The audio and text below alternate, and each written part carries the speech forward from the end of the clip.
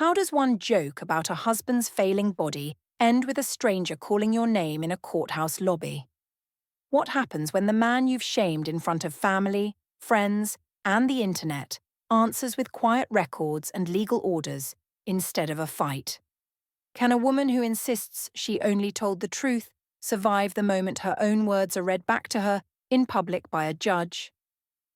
My name is Vesper Wynne, and people say I have a dark sense of humour. I say I just tell the truth. If others cannot handle it, that is their problem, not mine.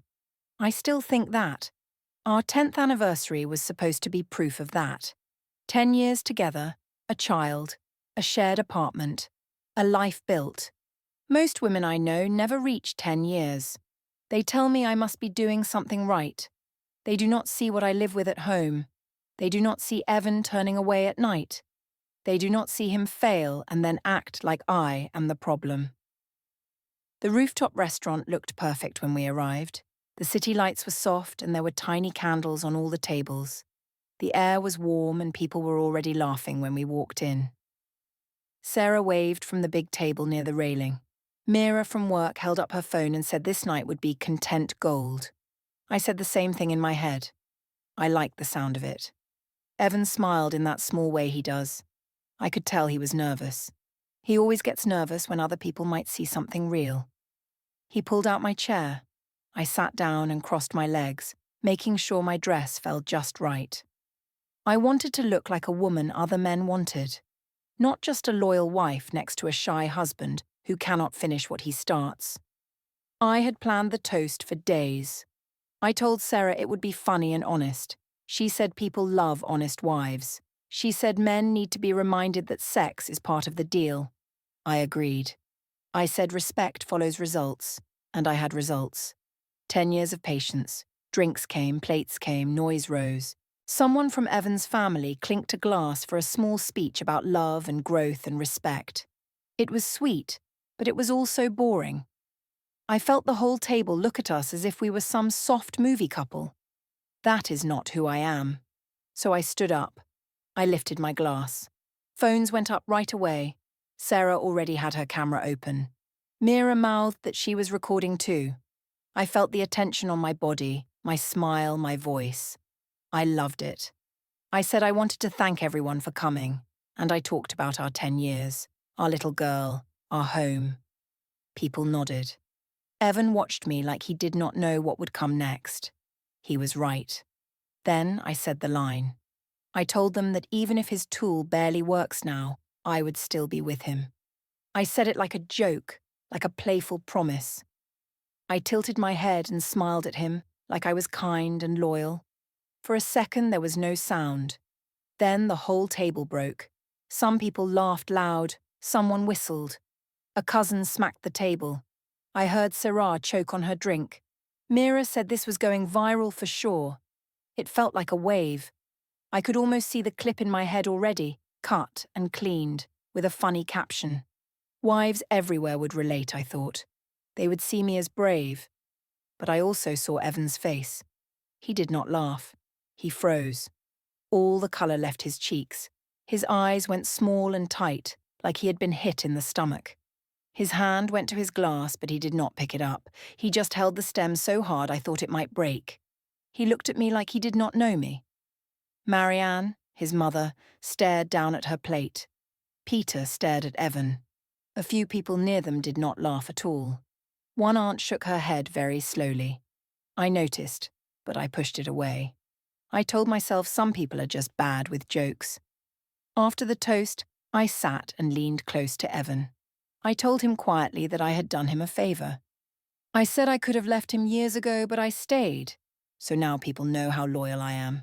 He answered that I had humiliated him in front of his family and my friends.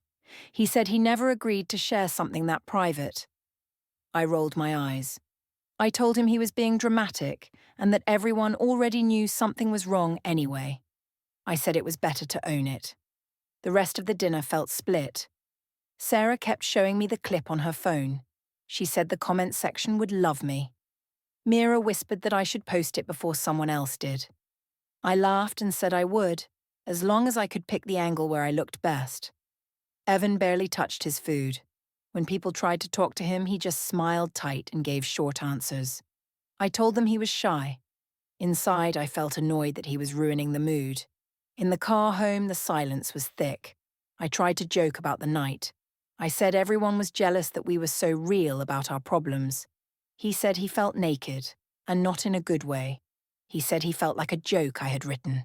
I told him that if he wanted privacy, he should give me something worth protecting. He stopped talking after that. When we got home, he went straight to the kitchen. He poured water into his mug, the same one he always used, and set it on the far side of the counter. I put my mug near the sink on the other side. The space between them felt like a line on the floor. He washed his mug right away, dried it, and placed it alone on that side. I left mine dirty. I said in a light tone that couples who can laugh about sex last longer. He said he was tired and needed to think. In the bedroom, I changed slowly, hoping to pull him back toward me. If he wanted to prove the joke wrong, he could. That would fix everything, I thought. I lay down and told him he was overreacting, that the video would blow over. He said nothing and slid into his side of the bed, as far away as he could without falling off. Later in the dark, he got up and went to the bathroom. The door opened and a strip of light hit the dresser. His phone lit up for a moment. I turned my head and saw a small reminder on the screen, Civic Center, 10:15 a.m. Before I could say anything, he picked it up and tapped the screen. He did not explain. He just closed the bathroom door behind him with a soft click. The next morning, I walked into the office feeling like a tiny celebrity. My notifications had exploded overnight. Our friends had already cut the video into little clips and stories. People left laughing faces and fire emojis under my post. Some women wrote that they wished they were as honest as me. I scrolled through the comments on the train and felt my body relax. If the internet said I was right, then I was right. When I stepped into the open plan office, Mira waved me over before I even reached my desk. She had the anniversary clip open on her screen, volume low but still clear enough for me to hear my own voice say that his tool barely worked now. A few co-workers stood nearby, pretending to look at their emails, but they were really watching the video. Mira said that she could not believe the views already, and she called me a legend for saying what everyone else only thought. One of the guys laughed, but his eyes flicked away from mine. Another woman gave a small smile that did not reach her face and turned back to her computer. I shrugged and said that someone had to be brave. I said that couples who lie about intimacy end up divorced anyway. I told them that I loved Evan enough to stay even when things did not work. I framed it like a sacrifice. It sounded noble in my own ears. Mira said I should make a series about real marriage truths. She said we could pitch it as content for the brand and that clients would eat it up. Around 10, my manager stepped out of his glass office and asked if I could come in for a quick word. The room went quiet in that small, fake way where everyone kept typing but their ears stretched toward us. I walked in with a calm face because I knew how to play these talks. He closed the door and told me that he had seen the anniversary video with our workplace tagged in it. He said he understood that people shared their lives online now, but he asked if maybe connecting the company name to such personal details could be a problem. He mentioned clients, image, and respect. I told him I was just being authentic, which was what they always said they wanted. I said our brand sold honesty and real stories, and I was giving them one for free. I also said that my marriage was my business, and that if some people were uptight about natural issues, that was their weakness, not mine. He looked uncomfortable and said he was not trying to judge, only to remind me that the internet never forgot. I smiled and told him not to worry because Evan knew I was joking. That was a lie, but he did not need to know.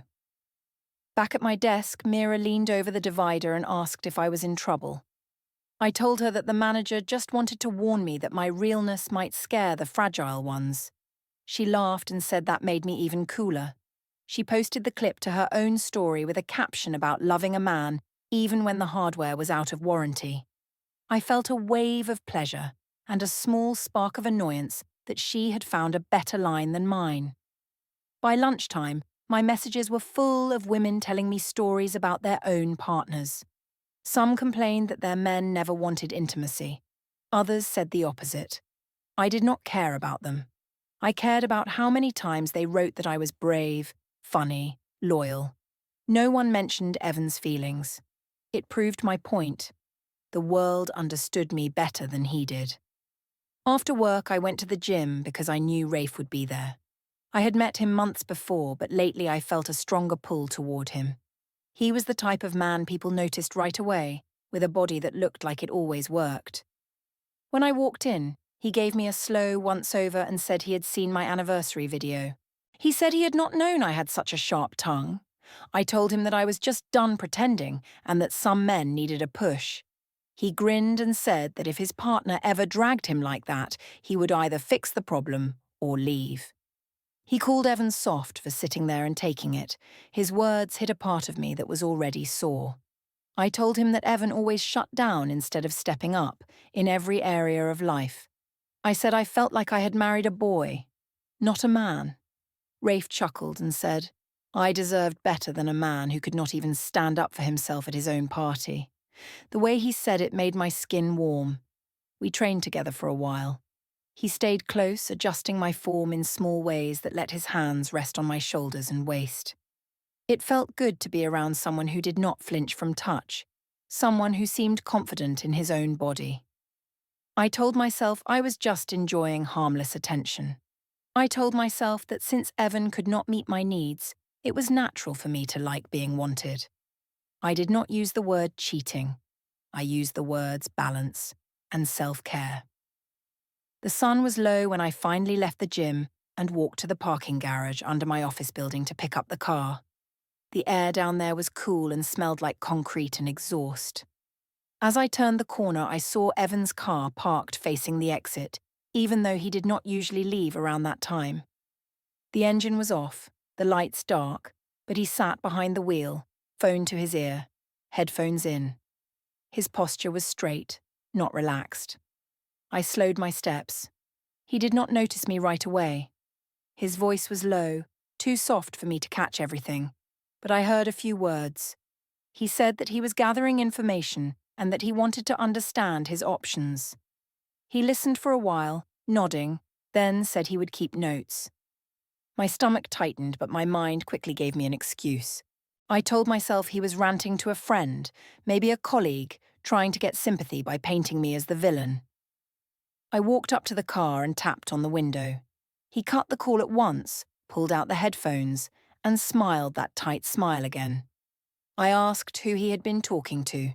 He said it was just a personal call and that he had been killing time before heading home. I asked why he was even there. This was my garage, not his usual spot. He said he had been nearby and decided to wait for me. That sounded sweet, but his eyes did not match his tone.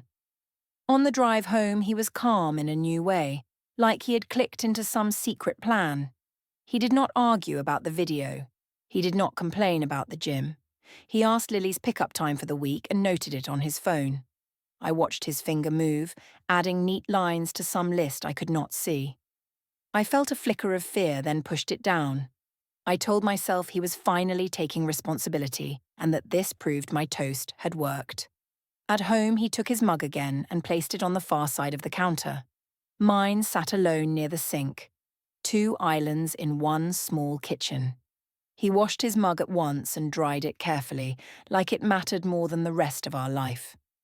I joked that he was treating the dishes better than his own wife. He said quietly that he was just keeping things in order now. I told myself the attention from Rafe was just a side effect of my honesty. If you shine bright, moths come. That is what I said to Sarah when she teased me about how often I posted from the gym. She said she could see the way Rafe watched me in my videos. I answered that it was harmless, that a woman deserved at least one person who looked at her like that when her own husband stared only at spreadsheets and lesson plans. At the gym, things moved in small steps. Rafe started by asking about the anniversary night. He said he had watched the clip 10 times and that he admired my courage. I told him Evan hated it and that he had been sulking ever since. Rafe shook his head and said any man who could not take a joke did not deserve a woman who was that loyal. I liked hearing the word loyal next to my name. It made my behavior feel clean. He began to linger at my station longer than with other clients. When he corrected my stance, his hands stayed a little longer on my shoulders or hips. He said I carried a lot of tension and that it was no wonder, with a husband who made me feel unseen. I told him he did not know the whole story, but then I gave him the whole story anyway, only my version. I said Evan had stopped trying in bed and then started acting ashamed, as if his failure was my secret burden. I said the toast was my way of breaking the silence. Rafe replied that he wished more women would say what they feel to a man's face. One evening after a hard session, he suggested a walk by the river to cool down. I hesitated for form, then agreed because my body was already moving in that direction.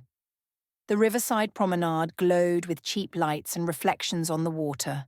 Couples walked with hands linked, and groups of friends laughed on benches. Rafe held his phone out and said we should make a little victory video after such a good workout. I stood close, sweat drying on my skin, and we did a playful clip where he lifted my hand like a champion. When he posted it to his story, he tagged me but used a small inside joke caption about carrying heavy loads for people who cannot handle them. I watched the hearts and comments roll in. Some people wrote that we were cute together. I told myself those people did not know my situation and that they were just projecting. Later, when we sat on a low wall near the water, he said he could not understand how Evan could watch me walk around like this and not be desperate to touch me. I said Evan was stuck in his head and that I could not wait forever. When he leaned in, nothing in me pulled away. The kiss was simple, but inside my mind I filed it under proof that I was still wanted, not under the word betrayal. That weekend, Marianne had a birthday lunch at her favourite family restaurant. Long table, loud relatives, too many menus. I almost skipped it because I knew some of them had seen the videos, but Sarah said I needed to show up and own the room. She said hiding would make me look guilty. So I dressed well, arrived a little late, and walked in with a bright smile like nothing was wrong. Evan was already there, sitting near the middle of the table with Lily beside him, colouring on a paper kid's menu. When he saw me, he stood and greeted me politely, but did not kiss my cheek.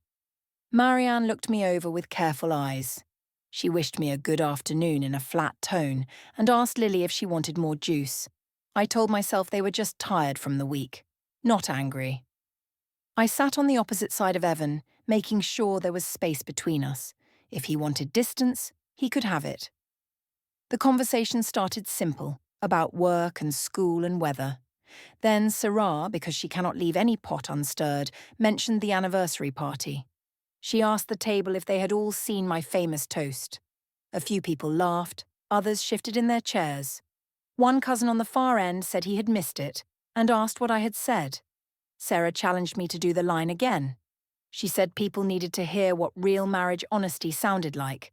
I could feel Evan tense beside me, but I also felt the eyes waiting, phones already half out. I told myself it would be worse to back down now. I repeated a softer version of the toast, saying that even if certain parts of a man worked a little less with age, a good wife stayed. There was nervous laughter, and a cousin actually clapped his hands once. I heard another cousin's phone start recording. Someone whispered that this was going to be part 2. When I looked at Evan, his face had shut off again. He did not yell or walk out. He sat fully upright, hands folded on the table, eyes fixed on a point just past my shoulder. Marianne told me quietly that enough was enough. She said some things did not belong in public. I reminded her that I had stayed with her son despite his issues and that most women would not have. I framed my cruelty as sacrifice again. She went silent, but the hurt in her eyes grew heavy. Later, as plates were cleared, I noticed Evan checking his phone under the table. The screen lit his jaw.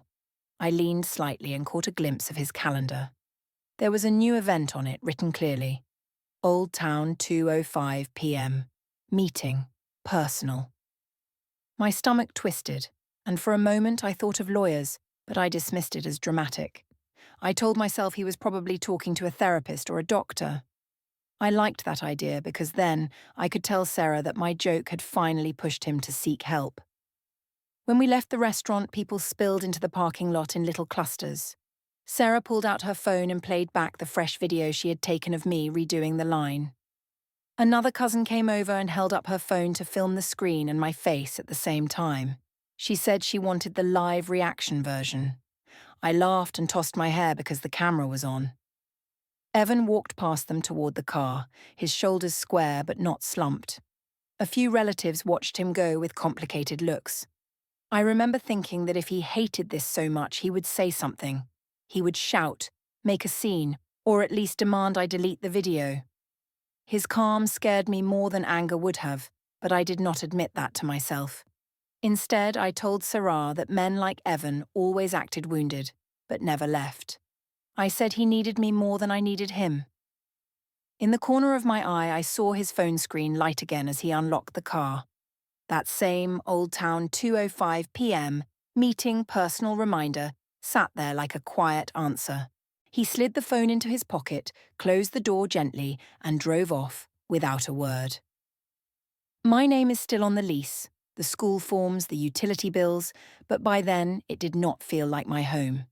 It felt like I was visiting some careful museum where everything had a label and I was the only thing out of place. Evan had become very neat in a quiet, strange way. He folded receipts, stacked papers, and kept his laptop closed when I walked past. It made me nervous, so I called it controlling. One Saturday, we took Lily to the park because that was still one thing we did as a family. The sky was bright and the playground full of kids. I pushed her on the swing, making big arcs, trying to laugh louder than I felt. Evan sat on a bench nearby, jeans and a plain shirt, phone in his hand, earbuds in. He watched Lily in short glances but spent most of the time tapping the screen. Lily asked why he was not pushing her. I told her Daddy was tired from work and that Mommy was more fun anyway. That was my story. She kicked her legs and said that Daddy slept in the office now, and she asked if that meant he had a new bedroom. Her voice was light, but the words cut. I told her that Daddy snored and needed his own space so Mommy could rest. Evan heard and looked up at us. He did not correct me. He just pulled out his earbuds and watched silently. On the way back to the car, she slipped her small hand into his and then into mine, trying to link us like a chain. It did not work. Our fingers did not meet. Evan said he would take Lily to his parents' house the next day. He said Marianne wanted to see her. I said I would come too because I knew better than to let them have time alone to fill her head. He gave a small nod but did not invite me. I decided to show up anyway. At Marianne and Peter's house the next afternoon, the air felt stiff. Their living room had always been warm before, with old photos and soft blankets. That day, it felt arranged. There was a thin binder on the coffee table labelled Household, nothing more. I noticed it as soon as I walked in. Marianne greeted Lily with open arms and me with a small, polite hug. Peter nodded and went to the kitchen. We sat, and Marianne brought tea. She asked Lily about school, about friends, about art class. Then she asked Evan gently how he was doing. He said he was getting organised. He placed his hand on the binder like it was a pet. Marianne's eyes slid to me. She asked if things at home were calmer now. I told her that he was still sulking about one joke and that I did not know how long he planned to punish me. She put her cup down and said it was more than a joke. She said I had mocked her son's health and dignity in front of the whole family and the internet. I told her other women had thanked me, that they felt seen. I said that at least I had not cheated, as many would have done by now. That part was not completely true anymore, but I had decided that what I did with Rafe did not count in the same way. I called it filling a gap. Peter came back with a stack of letters.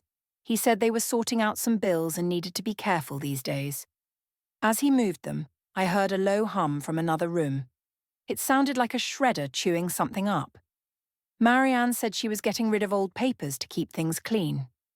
I watched Evan's fingers slide some envelopes into the household binder. He did not open it for me to see. After a while, Lily went to play with some old toys in the corner. Marianne lowered her voice and asked me directly if I was seeing someone else. She said she had heard things from people at church and in the neighborhood. I felt heat rise in my chest. I told her people loved gossip and that they were twisting my friendship with my trainer into something dirty. I said maybe if Evan made me feel wanted, no one would have an opening to make up stories. She said softly that Lily was not a shield and that using her father's pain for jokes would hurt her in ways we could not see yet. I did not like that.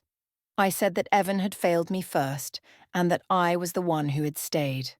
I told her she should be thanking me for not blowing up the marriage when the problems started. The room went quiet after that. Peter looked at Evan and asked if everything was being written down. Evan said yes, in a flat voice. On the way home, we stopped at the supermarket. I just wanted to grab a few things, but the world did not let me move quietly anymore. In the checkout line, a neighbor from our building stood in front of me. She turned and smiled too wide. She asked in a careful tone how things were going, said she had seen a funny video online. Behind us, another woman had her phone out with the sound low. I caught my own voice in the air saying, "His tool barely works now," muffled but clear. I felt my face burn. To cover it, I laughed and said that people were overreacting, that I was simply honest about adult issues. I said Evan could not handle a little teasing. The neighbor nodded, but her eyes slid away. When I got home and told Evan about it, I framed myself as the victim of gossip. I said everyone was judging me just because I refused to act like everything was perfect. He listened and asked what exactly I had told the neighbor. I said it did not matter because they had already seen the clip. That night, when I walked down the hall, I noticed the office door was closed. It had been cracked open earlier. I tried the handle and felt it stop. He had locked it. Before, that door had never even had a key in it. I rattled it and called out, asking why he was locking me out of our own room. He answered through the door that he was working and needed privacy. His tone was calm, almost gentle. That annoyed me even more. I said he was acting like I was dangerous, like I would steal something. He replied that he was just keeping important things in one place and that it was safer this way. I could hear faint sounds inside, papers moving, maybe the slide of drawers. There was a short click like a small lock turning on a desk. When he came out later, he closed the office door again and slid a small new key onto his keyring. I watched the metal flash. Lily saw it too. She tugged on his sleeve and asked why Daddy had a new key and why he needed to lock the office. She asked if there was a surprise inside for her. I tried to joke that Daddy was hiding boring grown-up stuff. Evan knelt and told her that sometimes grown-ups needed quiet rooms. While he was talking, his phone lit up in his pocket with a call.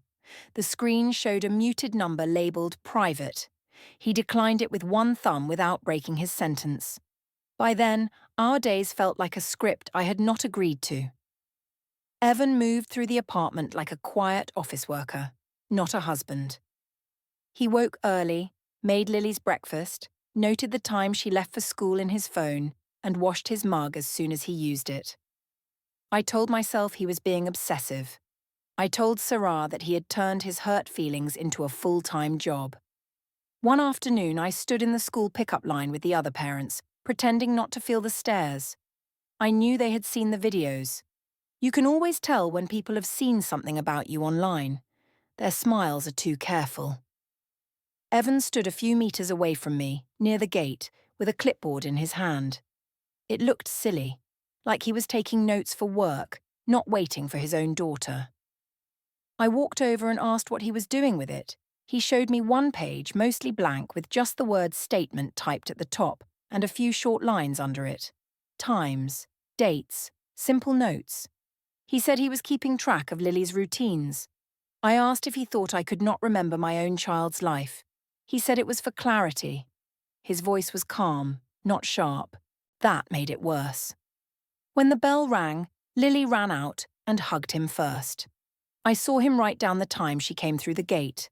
Her teacher waved at both of us, but there was a small question in her eyes, like she wanted to ask if everything was okay, and decided not to. Mr. Hahn from the office passed by with a folder and greeted us. He looked at the clipboard, then at our faces, and kept walking. On Evan's phone, as he slipped it out to check the time, I saw a small calendar alert pop up for a second. It said, "Meeting, personal, 3:35 p.m, Archive B." I asked what Archive B was. He locked the screen and said it was just a way to organize his files.